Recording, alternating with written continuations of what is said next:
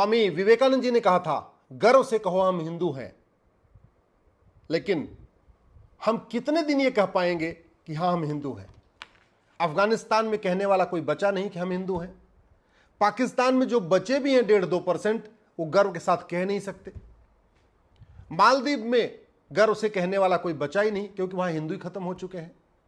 बांग्लादेश में जो बचे हैं, वहां पे मकान दुकान पे कब्जा हो रहा है, खेत खलिहान पे कब्जा हो रहा है, पति के सामने पत्नी का बलात्कार हो रहा है, बच्चे के सामने मां का बलात्कार हो रहा है, भाई के सामने बहन का बलात्कार हो रहा है, पिता के सामने बेटी का बलात्कार हो रहा है।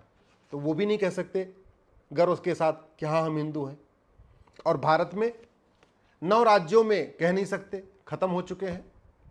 जिलों के हिसाब से 800 जिलों में से 200 जिलों में खत्म हो चुके हैं। तो यानी 1/4 जिलों में भी नहीं कह सकते हम गर्व के साथ कि हाँ हम हिंदू हैं।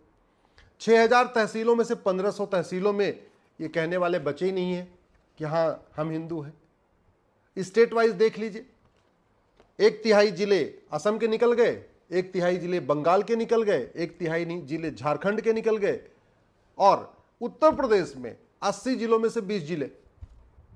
जिस तरीके से डेमोग्राफी बदल रही है ना, कितने दिन और कह पाएंगे कि गर्व के साथ कि हाँ हम हिंदू हैं? ये आप खुद भी कल्पना करिएगा। भारत के बॉर्डर पे 300 तहसीलें हैं, 300 की डेमोग्राफी बदल चुकी है। जहां हमारे प्रमुख एयरपोर्ट हैं, उसके आसपास अवैध निर्माण हो चुका है, झुग्गियां बन चुकी हैं, वहां की डेमोग्राफी बदल चुकी है। चाहे आपका मुंबई का एयरपोर्ट देख लीजिए, चाहे दिल्ली का एयरपोर्ट देख लीजिए, चाहे कलकत्ता का एयरपोर्ट देख लीजिए। जितने हमारे मेन आर्मी बेस हैं, जहां कैंटोनमेंट एरिया है, जहां छावनी है, जहां हमारी सेना रहती है, उसके आसपास देख लीजिए किस तरीके से वहां झुग्गियां बन गई हैं, अवैध निर्माण हो चुका है, वहां की डेमोग्राफी बदल रही है। जितने हमारे बंदरगाह हैं, चाहे वो गुजरात वाले जितने बंदरगाह उठा के देख लीजिए, चाहे आप केरल के बंदरगाह देख लीजिए, चाहे वो बंगाल का बंदरगाह देख लीजिए, चाहे महाराष्ट्र का बंदरगाह देख लीजिए, जितने भी हमारे बंदरगाह हैं वहां पे भी अवैध निर्माण हो चुका है, झुग्गियां बन चुकी हैं, डेमोग्राफी बदल चुकी है। तो जितने प्रमुख केंद्र हैं, बड़े बड़े जो हाईवे हैं, अवैध निर्माण हो चुका है, बड़े बड़े जो एक्सप्रेसवे हैं किनारे अवैध निर्माण हो चुका है। कितने दिन कह पाएंगे भगवान जाने। कश्मीर में खत्म हो चुके हैं, मिजोरम खत्म हो चुके हैं, नागालैंड खत्म हो चुके हैं, मणिपुर खत्म हो चुके हैं, मेघालय खत्म हो चुके हैं, अरुणाचल में भी खत्म हो रहे हैं, लक्षद्वीप में खत्म हो चुके हैं, लद्दाख में खत्म हो चुके हैं। स्थिति बहुत खतरनाक है। भारत का एक हिस्सा अफगानिस्तान बन गया, वहां खत्म। भारत का एक हिस्सा पाकिस्तान बन गया, वहां खत्म। भारत का एक हिस्सा मालदीव बन गया, वहां खत्म। भारत का एक हिस्सा बांग्लादेश बन गया, वहां भी खत्म होने की कगार पे है। अब बचा है भारत के बॉर्डर पे कौन कौन? नेपाल बचा है, भूटान बचा है, म्यांमार बचा है, श्रीलंका बचा है, चीन बचा है। चीन में इनकी दाल नहीं गल रही है।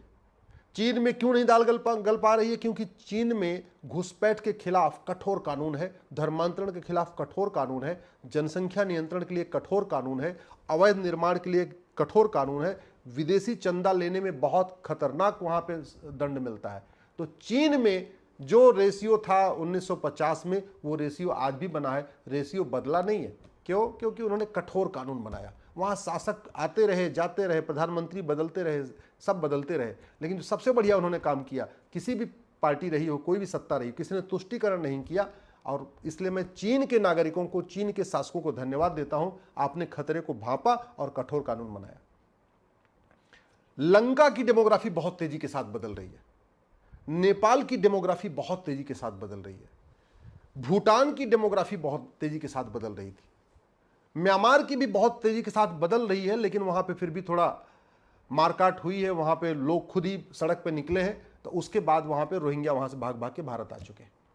लेकिन एक बात याद रखिएगा, जिन रोहिंग्याओं ने सैकड़ों हिंदुओं की हत्या कर दिया म्यांमार में, वो यहां तब तक शांत हैं, एक समय तक ही शांत रहेंगे, उसके बाद वो फिर वही हाल होगा जो उन्होंने म्यांमार में किया था। मैं इसलिए बार बार कह रहा हूं, डॉक्टर बदलने से बीमारी ठीक नहीं होगी, दवाई बदलनी पड़ेगी। सांसद विधायक बदलने से कुछ नहीं होगा, कलेक्टर कप्तान बदलने से कुछ नहीं होगा, जब तक कि हमारे पास कठोर कानून नहीं होगा। जब तक भारत में मदरसे चलेंगे, भारत खतरे में रहेगा। मदरसा बंद करना होगा, समान शिक्षा लागू करना होगा। भारत को बचाना है तो जितने मजहब के आधार पे कानून है, मजहब के आधार पे योजनाएं हैं, सब कुछ बंद करना पड़ेगा। चाहे वो माइनॉरिटी अफेयर मिनिस्ट्री हो, चाहे माइनॉरिटी कमीशन हो, चाहे वक्फ बोर्ड हो, चाहे वक्फ ट्रिब्यूनल हो, चाहे माइनॉरिटी के नाम पे मुफ्त मकान दिया जा रहा, मुफ्त दुकान। गरीबी के आधार पे जो करना है करिए, मजहब के आधार पे कुछ मत करिए। मजहब के आधार पे 1947 में विभाजन हो चुका है और विभाजन समझना है, विभाजन कैसे हुआ था, उस समय क्या हुआ था। तो किसी भी आप बड़े परिवार से पूछ लीजिए 1947 जो सब कुछ अपना घर मकान दुकान छोड़ के भागे।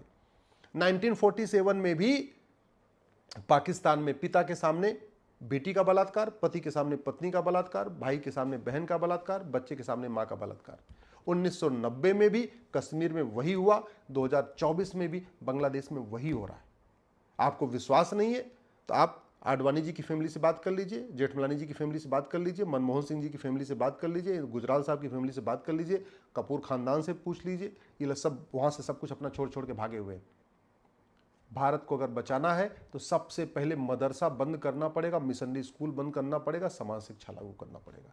भारत को बचाना है, मजहब के आधार पर सारे नियम कानून खत्म करने पड़ेंगे। भारत को बचाना है, पुलिस व्यवस्था अच्छी करनी पड़ेगी, न्यायिक व्यवस्था अच्छी करनी पड़ेगी, प्रशासनिक व्यवस्था अच्छी करनी पड़ेगी। भारत को बचाना है तो धर्मांतरण को देश की सुरक्षा के लिए खतरा घोषित करना होगा। धर्मांतरण कराने वाले मिशनरियों और जिहादियों, धर्मांतरण कराने वालों के मददगारों के खिलाफ एनएसए लगाना ही पड़ेगा, यूएपीए लगाना ही पड़ेगा, देशद्रोह की धारा लगाना पड़ेगा, वेजिंग वॉर लगाना पड़ेगा, गैंगस्टर एक्ट लगाना पड़ेगा। जब तक धर्मांतरण कराने वाले मिशनरियों, जिहादियों और उनके मददगारों की 100% संपत्ति जब्त करने, नागरिकता खत्म करने, आजीवन कारावास, फांसी देने के लिए कानून नहीं बनेगा, तब तक धर्मांतरण नहीं रुकेगा। और धर्मांतरण नहीं रुका तो याद रखिएगा अफगानिस्तान, पाकिस्तान, बांग्लादेश वाला हाल होगा, मालदीव वाला हाल होगा। भारत में बहुत बड़ा खतरा है घुसपैठ। मात्र 5000 घुसपैठिए गए थे, उन्होंने पर्शिया को ईरान बना दिया, जबकि वहां 90% पारसी रहते थे। भारत में 5.5 करोड़ के आसपास घुसपैठिए आ चुके हैं, फिर भी हम सीख नहीं रहे। पता नहीं हम चीन से क्यों नहीं, चीन को अपना दुश्मन क्यों मान के बैठे हुए। सच्चाई तो यह, चीन से बहुत कुछ सीखने की जरूरत है। घुसपैठ कैसे रुकती है, धर्मांतरण कैसे रुकता है, जनसंख्या विस्फोट कैसे रुकता है, अवैध निर्माण कैसे रुकता है, ड्रग स्मगलिंग कैसे रुकती है, ये सब हमें चीन से सीखना चाहिए, उनके कानूनों को देखना चाहिए। और उसको चीन के किसी मंत्री से मांगने की जरूरत नहीं, सब कुछ गूगल पे अवेलेबल है और बैठे बैठे यही किताब ऑनलाइन ऑर्डर करके मंगाई जा सकती है, उनके किताबों को देखा जा सकता है।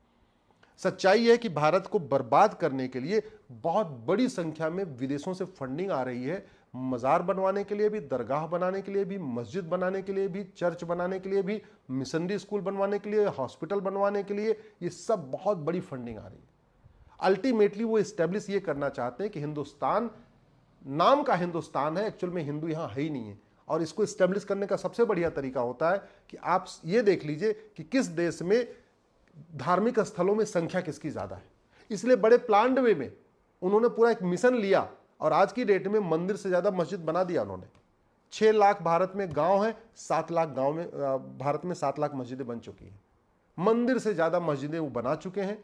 मंदिर अब दूसरे टारगेट कर रहे हैं कि मंदिर से ज्यादा हम चर्च बना दें, मंदिर से ज्यादा हम मजार बना दें, मंदिर से ज्यादा दरगाह बना दें, गुरुकुल स्कूल से ज्यादा हम मदरसा खोल दें, गुरुकुल स्कूल से ज्यादा हम कॉन्वेंट स्कूल खोल दें। तो आप कहते रहिए हम हिंदू हैं, हम हिंदू हैं, आप बोलते रहिए गर्व से कि हम हिंदू हैं, हिंदू हैं। कितने दिन और बोल पाएंगे? ना यूएन आपको सपोर्ट करेगा, ना भारत के अंदर की डेमोग्राफी आपको सपोर्ट करेगी।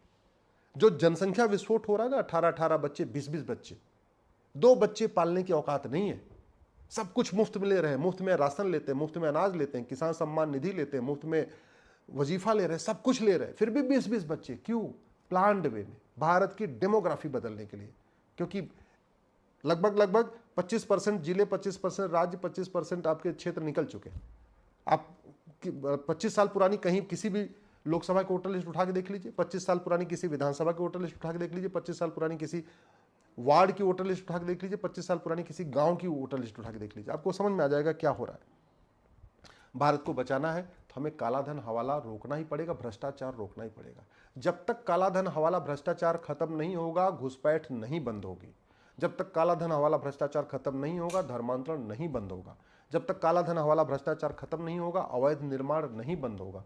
जब तक काला धन हवाला भ्रष्टाचार खत्म नहीं होगा, जो झुग्गियां बनती जा रही हैं नहीं रुकेंगी। काला धन हवाला भ्रष्टाचार खत्म नहीं होगा तब तक जो अवैध मदरसे बन रहे हैं, अवैध मज़ारें बन रही हैं, अवैध दरगाहें बन रही हैं, अब अवैध पक्के कब्रिस्तान बनते जा रहे हैं, अवैध आपके चर्च बनते जा रहे हैं, अवैध आपके मिशनरी स्कूल खुलते जा रहे हैं, अवैध आपके सब कुछ ये चलता रहा, ये रुकेगा नहीं। सब कुछ पैसे से होता है, पैसे को रोकना पड़ेगा। और अगर हमने इसको नहीं रोका तो मैं फिर से यही कह रहा हूँ, जुलाई 2024 में बांग्लादेश के लोगों ने सोचा नहीं था कि अगस्त में उनके साथ क्या होगा अगले महीने। ऐसे ही जुलाई 1947 में सिंध कराची के लोगों ने नहीं सोचा था कि अगस्त में उनके साथ क्या होगा, लेकिन हुआ। 1990 में कश्मीर के लोगों ने एक महीने पहले सोचा नहीं था कि एक महीने बाद क्या होगा, लेकिन हुआ।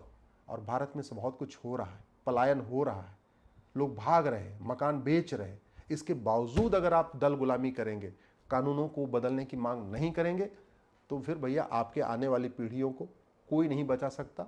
न मैं बचा सकता हूं, न कोई बचा सकता है। कानून बचा सकता है, इसके लिए आपको कानून की मांग करना पड़ेगा।